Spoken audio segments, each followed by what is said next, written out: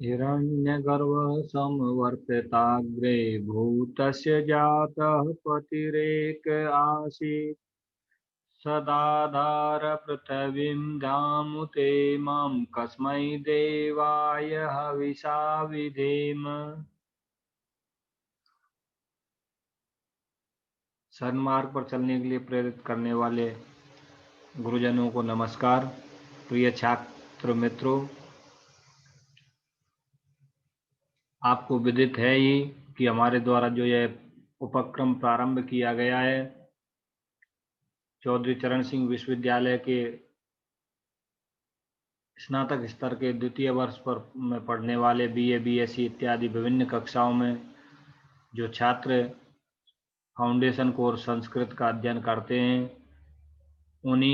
उसी foundation course के अंतर्गत निर्धारित पाठ्यक्रम से पाठ्यांशों का अध्ययन हम लोग कर रहे थे। उन पाठ्यांशों के अध्ययन के क्रम में संस्कृत कवि परिचय, जिससे वस्तुनिष्ठ प्रकार के प्रश्न आपसे पूछे जाने वाले हैं, उसी में आज हम महाकवि माघ के व्यक्तित्व और कृतित्व के बारे में जानकारी प्राप्त करेंगे और प्रयास करेंगे कि उनसे संबंधित जितने भी प्रश्न हैं उन सभी प्रश्नों को समाहित करते हुए आप लोग परीक्षा में जब बैठें तो इससे आपको लाभ पहुंचे, आप लाभान्वित हों। और आपसे उम्मीद यही है कि आप लाभान्वित होकर के इस वीडियो को अन्य छात्रों तक प्रेषित करने का कार्य करोगे। प्रिय छात्रों,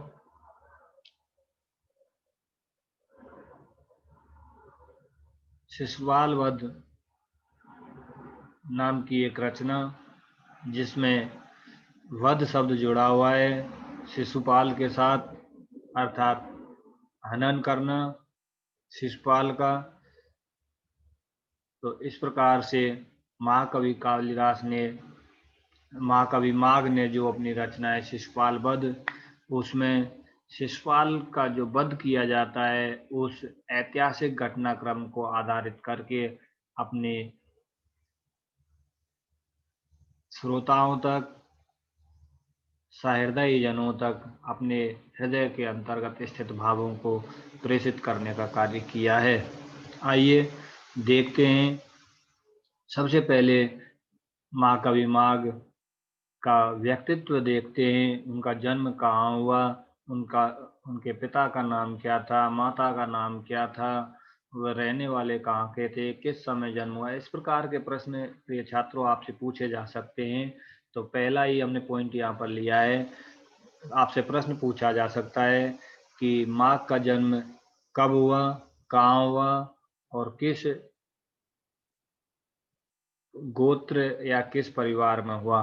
तो यहाँ हम पहले ही पॉइंट में देख सकते हैं, माघ का जन्म 7वीं शताब्दी के अंतिम चरण में लगभग 775 ईस्वी के लगभग भीनमाल नाम का जो स्थान है उसके एक प्रतिष्ठित श्रीमाली ब्राह्मण परिवार में हुआ था।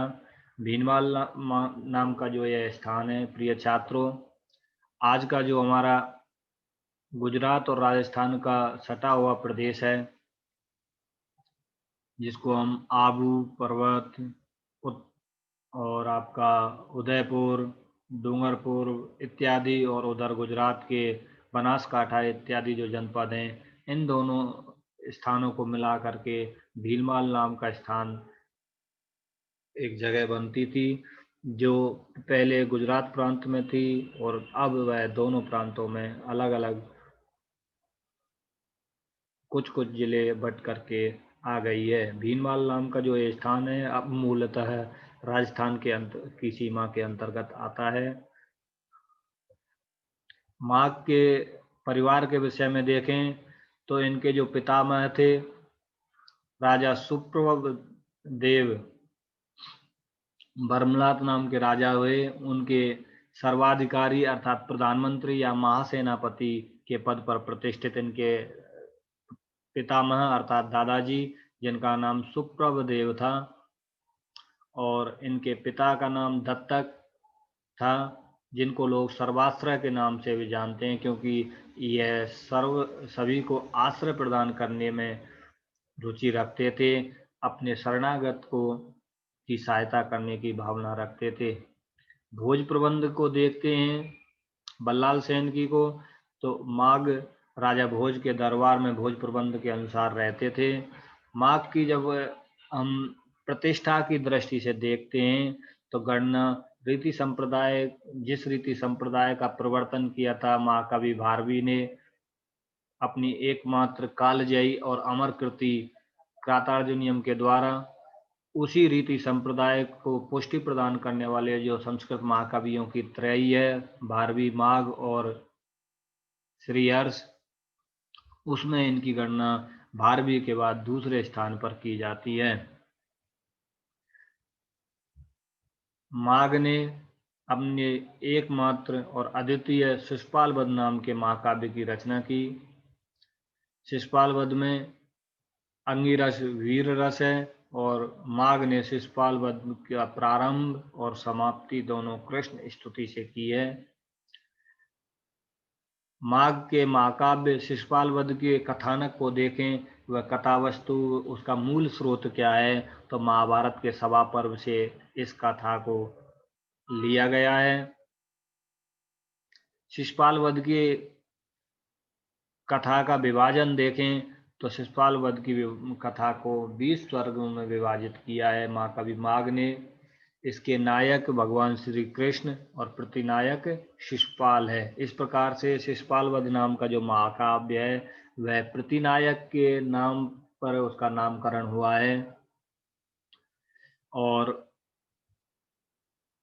प्रसिद्ध सा श्लोक संस्कृत साहित्य का है, उपमा कालिदासस्य भारवेर अर्थ गौरवम दंडिनः पदलालित्यम मागे संति त्रयोगुणा। अर्थात कालिदास की प्रसिद्धि उपमा के प्रयोग में है, भारवी की प्रसिद्धि उनके अर्थ गौरव की दृष्टि से है। दंडी नाम के जो कवि हुए हैं उनकी प्रसिद्धि पद लालित्य की दृष्टि से है, परंतु मागे संति त्रयोगुणा, माघ के अंतर्गत तो महाकवि माघ के अंतर्गत तो ये तीनों ही गुण अर्थात उपमा, अर्थ गौरव और पद लालित्य तीनों ही गुणों का समावेश सुंदर रूप में मिलता है। इनके काव्य को जब हम देखते हैं तो अच्छी प्रकार से उपमा प्रयोग को भी, अर्थ गौरव को भी और पद लालित्य को भी हम इनके काव्य में स्पष्ट रूप से पाते हैं। संस्कृत विद्वानों के मत को देखें तो माघ को वे प्रकांड विद्वान मानते हैं। दर्शन शास्त्र, संगीत शास्त्र, व्याकरण शास्त्र इत्यादि अनेकों शास्त्रों में उनकी सिद्ध हस्तता थी, पारंगत थे, प्रवीणता उनको प्राप्त थी, इसलिए उन्हें संस्कृत जगत में पंडित कवि के नाम से भी जाना जाता है। महाकाव्य शिशुपाल की वध की बात करें तो शिशुपाल वध महाकाव्य का प्रारंभ श्री शब्द से और सर्गांत श्लोकों में भी श्री शब्द का प्रयोग किया गया है। इससे पूर्व हमने महाकवि भारवी का परिचय पढ़ा था, वहां पर महाकवि भारवी ने श्री और लक्ष्मी इन दो पदों के द्वारा श्री शब्द से प्रारंभ किया था सर्ग का महाकाव्य का, और लक्ष्मी शब्द सर्गांत में प्रयोग किया था। यहाँ इन्होंने दोनों स्थानों पर श्री शब्द का ही प्रयोग किया है, सर्गांत में भी और ग्रंथ के आरंभ में भी। जिस शैली का प्रवर्तन किया महाकवि भारवी ने, अलंकृत शैली अर्थात रीति काव्य परंपरा, उसका पूर्ण विकसित रूप हम माघ के महाकाव्य शिशुपाल वध में देखते हैं, जिसका प्रभाव आने वाले कवियों पर भी खूब पड़ा है और जिसको पराकाष्ठा पर, चरमोत्कर्ष पर पहुंचाया है श्री हर्ष ने। अलंकृत शैली वह कौन सी थी, अर्थात जिसमें अलंकारों से खूब भाषा को सजा कर संवार कर पेश किया गया श्रोताओं के प्रति, काव्य प्रेमियों के प्रति, और उसमें विभिन्न अलंकारों का प्रयोग किया गया।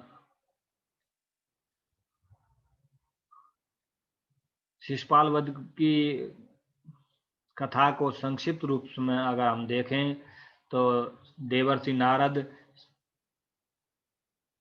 भगवान श्री कृष्ण के दरबार में आते हैं और शिशुपाल के पूर्व जन्मों की विवरण देते हुए और पृथ्वी लोक पर उसके द्वारा किए जा रहे अत्याचारों का उल्लेख करते हैं और श्री कृष्ण से उसके संहार की प्रार्थना करते हैं। युधिष्ठिर के राजसूय यज्ञ में शिशुपाल भगवान श्री कृष्ण के प्रति अभद्र व्यवहार करता है और भगवान श्री कृष्ण उसको प्रारंभ में माफ करते रहते हैं। अपनी शिशुपाल की माता को दिए गए वचन के प्रतिफल में भगवान उसकी 99 गलतियों को माफ करते हैं और जैसे ही 100वीं वह गलती करता है, अपशब्द वह बोलता है, तो उसको अपने सुदर्शन चक्र के माध्यम से सुदर्शन चक्र के द्वारा श्री कृष्ण उसका वध कर देते हैं। इसी पूरे घटनाक्रम का सांगोपांग अन्य अन्य जो भी घटनाएं घटी उन सभी का इस शिशुपाल वध महाकाव्य में विस्तृत रूप से वर्णन किया गया है। तो प्रिय छात्रों, हर पॉइंट से आप किसी भी पॉइंट को देखें, प्रश्नों का बौछार हो सकती है। जहाँ से वो चाहे वहीं से प्रश्न निर्मित किए जा सकते हैं और उन प्रश्नों के उत्तर भी उन्हीं वाक्यों से प्राप्त किए जा सकते हैं। अभी पूरा देखने के बाद एक बार हम प्रयास करेंगे उस तरह की दृष्टि और सामर्थ्य आपके अंदर विकसित हो। पंडित बलदेव उपाध्याय प्रसिद्ध समीक्षक हुए हैं और इन्होंने संस्कृत साहित्य का इतिहास इत्यादि अनेकों विषयों पर कार्य किया है। माघ के विषय में कहते हैं, अलंकृत महाकाव्य की यह आदर्श कल्पना महाकवि माघ का संस्कृत साहित्य को अविस्मरणीय योगदान है, जिसका अनुसरण तथा परिभ्रमण कर हमारा काव्य साहित्य समृद्ध, संपन्न तथा सुसंस्कृत हुआ है। डॉक्टर कपिल देव द्विवेदी भी माघ के बारे में कहते हैं कि भारवी ने जिस रीति संप्रदाय का प्रवर्तन किया था वह भट्टी से होते हुए माघ पर परिपूर्ण हुआ। माघ ने अपने काव्य में उपमा, रथांतर, न्यास, अलंकार का तो प्रयोग किया ही है अच्छी प्रकार से, उसके साथ साथ चित्रालंकारों का भी प्रयोग प्रिय छात्रों उन्होंने अपने महाकाव्य के अंतर्गत किया है।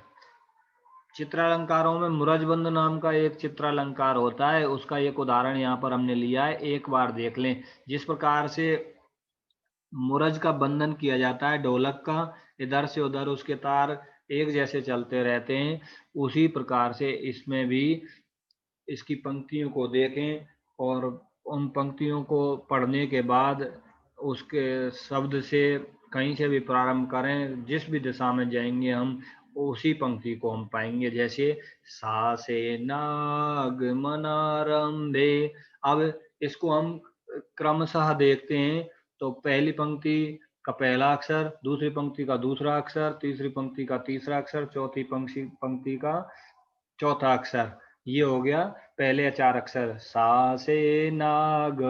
अब इनको इस प्रकार से तिरछा पढ़ते गए सा से नाग। अब पहली पंक्ति के अंतिम 4 अक्षर है मनारंभे। अब चौथी पंक्ति में चौथे अक्षर पर पहुंच गए थे हम तिरछा पढ़ते पढ़ते, और 5वें अक्षर से अब ऊपर की तरफ चलेंगे मनारंभे। ऐसे ही कहीं से भी इस छंद को हम देखते हैं और इसका पठन करते हैं, वाचन करते हैं, तो इसी प्रकार से इसका हो जाएगा। जैसे अगली पंक्ति रसे नासी धनारता, तो देखें रसेनाशी धनारता, इस प्रकार से ये छंद सिद्ध हो जाता है। महाकवि माघ ने चित्रालंकारों के अंतर्गत द्व्यक्षर, त्रयाक्षर इत्यादि प्रकार के जो अनेकों श्लोकों की रचना की। एक श्लोक आपके सामने हमने गृहीत किया है, विभावी विभवी भावो विभावाभि विभो विभि भवाभि भावी भावावो भावा भावो भुभो विभु। यमक का भी एक उदाहरण हमने स्वीकृत किया है, नव पलाश पलाश वनम पुरा स्फुट पराग परागत पंकजम मृदुलतान्तलतान्तमलोकयत् स सुरविं सुमनोभरै। वसंत ऋतु का बड़ा सुंदर सा इसमें वर्णन किया गया है। और महाकवि माघ को घंटा माघ भी कहा जाता है। इनकी प्रसिद्धि रैवतक पर्वत के दोनों ओर, एक तरफ सूर्य और एक तरफ चंद्रमा, उन दोनों की स्थिति, विशालकाय हाथी के दोनों तरफ स्वर्ण और रजत से निर्मित लटकते हुए घंटों से की गई है। वहति गिरिरयं विलम्बी घंटाद्वय परिवारिते वारणेन्द्र लीलाम। इस श्लोक के अंतर्गत उदयति विततोर्ध्वरश्मिरज्जौ हिमरुचौ हिमधाम्नि याति चास्तम्। वहति गिरिरयं विलम्बी घंटाद्वय परिवारिते वारणेन्द्र लीलाम। तो यहाँ पर जो वारणेन्द्र लीला की के माध्यम से सूर्य और चंद्र को एक विशालकाय हाथी के दोनों तरफ लटकते हुए स्वर्ण और रजत से निर्मित घंटों के रूप में जो उपमा या तुलना की गई है, उसके माध्यम से माघ का नाम ही, माघ की प्रसिद्धि ही, माघ की उपाधि ही घंटा माघ इस प्रकार से हो गई है। इस महाकाव्य में क्योंकि 20 सर्गों में कथा का वर्णन है, तो नारद श्री कृष्ण संवाद, षड ऋतु वर्णन, पुष्पावचय वर्णन, जल क्रीड़ा वर्णन, प्रभात वर्णन, सायकाल वर्णन, चंद्रोदय वर्णन इत्यादि अनेकों प्रमुख घटनाक्रम है। महाकाव्य को देखें तो अनेकों सूक्तियां इस महाकाव्य में मिलती हैं, फिर भी कुछ बहुत अत्यंत प्रसिद्ध जो सूक्तियां हैं वह हमने यहाँ पर संग्रहित की हैं। रमणीयता किसे कहते हैं, सुंदरता किसे कहते हैं, इसी के बीच में, इसी के विषय में बड़ा स्पष्ट सा कथन है महाकवि माघ का। क्षणे क्षणे यन्नवताम उपैति तदैव रूपम रमणीयता। या रमणीयता का वही रूप है जो क्षण क्षण में नवता को, नवीनता को, नूतनता को धारण करती है, वही रूप सुंदरता का है। सदाभिमानेक धनाभिमानी न, मानी जो लोग होते हैं, स्वाभिमानी जो लोग होते हैं, उनके लिए स्वाभिमान ही एकमात्र धन होता है हमेशा। और आगे सती चयोषे प्रकृतिश्च निश्चला पुंसाम अभ्येति भवांतरे स्वपि। सती योषित प्रकृति और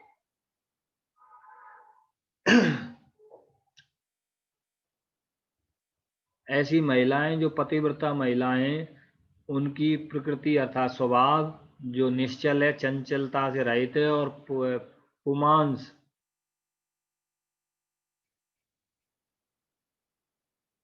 भवांतरेषु अपि, जन्म का परिवर्तन हो जाने पर भी, अनेकों अनेकों जन्मों में भी सती जो महिला होती है अर्थात अपने पति के प्रति समर्पित रहती है, पति के प्रति निश्चित निश्चल भावना को रखने वाली होती है, अगले जन्म में भी अर्थात अनेकों अनेकों जन्म में भी अपने उसी पुमांस को, उसी पुरुष को, उसी पति को अपने पति के रूप में पाती है।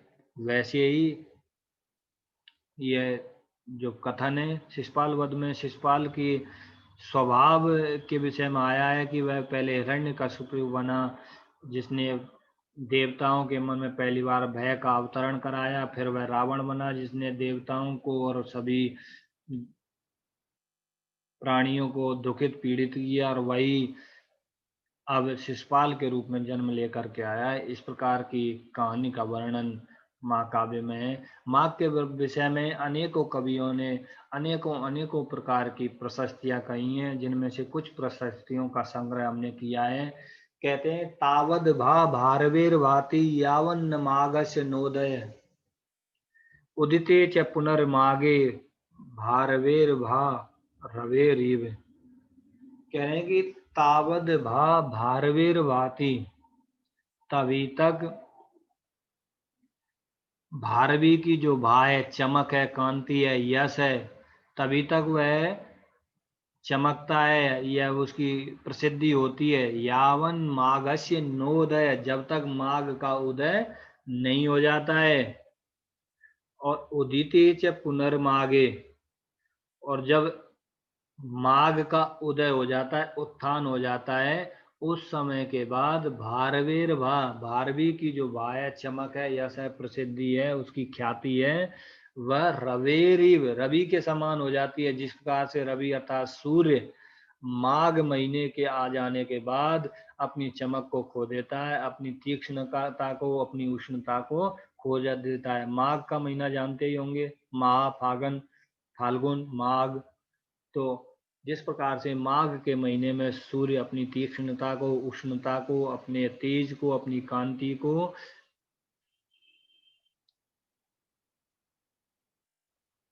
छोड़ देता है, या उस समय पर उसकी कांति कम हो जाती है, उसी प्रकार से माघ के उदित हो जाने पर, माघ के द्वारा शिशुपाल वध नाम के ग्रंथ की रचना कर देने पर महाकवि भारवी की भी चमक कम पड़ गई। ऐसा जिसने प्रशंसा किया वह कहते हैं, आगे कहते हैं मुरारी पद चिंता चेत तदा मागे रतिम कुरु, मुरारी पद चिंता चेत तदा माँ आगे रतिम कुरु। अर्थात मुरारी के पद की चिंता है। मुरारी हैं जिन्होंने अनर्घ राघव की रचना की है।